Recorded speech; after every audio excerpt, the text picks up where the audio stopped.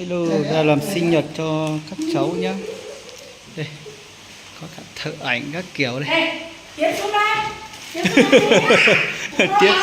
Tiến vào Việt luôn đi.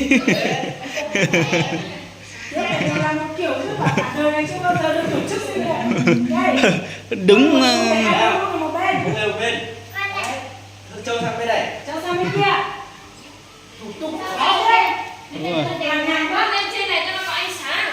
Rồi. Đây máy chụp ảnh đây. Cầm máy, cầm máy. Cầm vào đây. Rồi, ok rồi đấy. Đúng rồi. Nha. Nhìn vào máy. Nhìn máy. Đây, mình chơi với này nè. Ơi. Giờ chết đạn thò thì có ẻ Rồi. Đây, chơi nhá, chơi nhá. Đó. Đứng ở đây. Đứng ở đấy. Cầm máy. Ôi, nặng quá. Cầm giúp Đây cùng. Bê cùng lặng quá. Nhìn đây, Nhìn sang bên này này. Nhìn bên Nhìn sang này bên này. này. Đây, đúng rồi. Nhìn này. Này. Đẹp thế nhỉ. Đẹp thế nhỉ. Cả nhà đi. Đấy. Bắn Ê, tim. bắn tin nào. Đúng rồi, bắn tim. Bắn tin.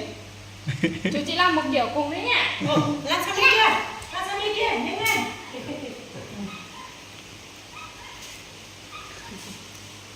Mười chớ. Đây, sớm đi con rồi. Đứng đi. Thả tim. Thả tim nhá, thả tim nhá. 1, 2, 3. Thả nữa. Ui. Quá rồi. Thả nữa. Có nhìn thấy cô bỏ qua. Mày gần. Đấy, bạn Hưng đang tạo dáng kìa. Hưng tạo dáng nào. Hưng ơi, nhìn đây này. Hưng nào. Tay thất xuống. Tay của con thất xuống nữa. Tay lên xuống. Tay lên xuống. Rồi, đấy. Để tim nhá. Nha, cười vào đây, nhìn vào chú này. Nhìn vào chú này. Nhìn chú dê nào. Nhìn chú, nhìn vào chú. Cho cũng đẹp Đây, này. đây. Cũng đẹp này. Đấy, nhìn đấy. Đấy, nhìn đấy. Cười tươi. Cười. Chị nhớ chưa? Chưa? Rồi. Nãy rồi.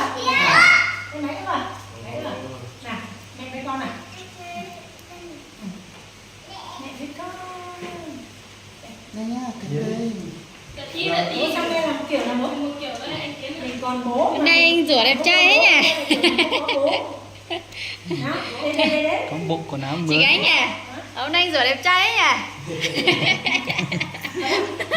Hôm nay rửa đẹp trai. Kiểu biết gió cười thì. Không, nhìn bộ vào quần áo này nhìn nó còn kiểu thanh thà. Mới cắt tóc anh không nhìn ra. À thế à? Nhìn kiểu nhìn nãy giờ cái đẹp không biết đẹp chỗ nào. Đúng rồi. Không đi để sao đấy Chị chị ơi, đi làm con kiểu gì đấy? đi như này mà. Thả xuống không? Lỡ tay rồi, nó lỡ tay rồi.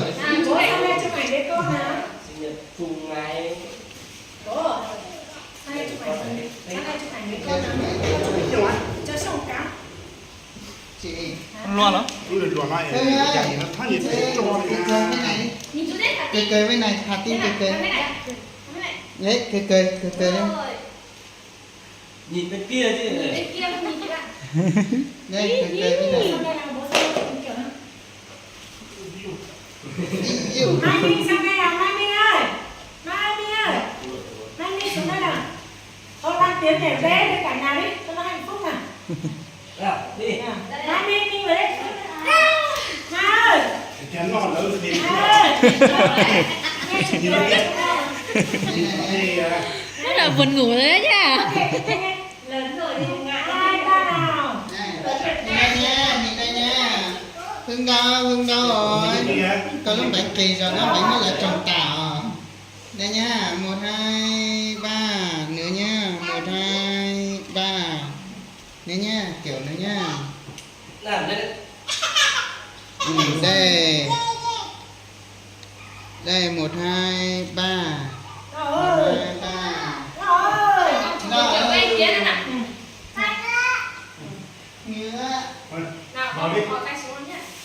Rồi, chụp xong mình cho này lên, xong là bắn. Đây nha.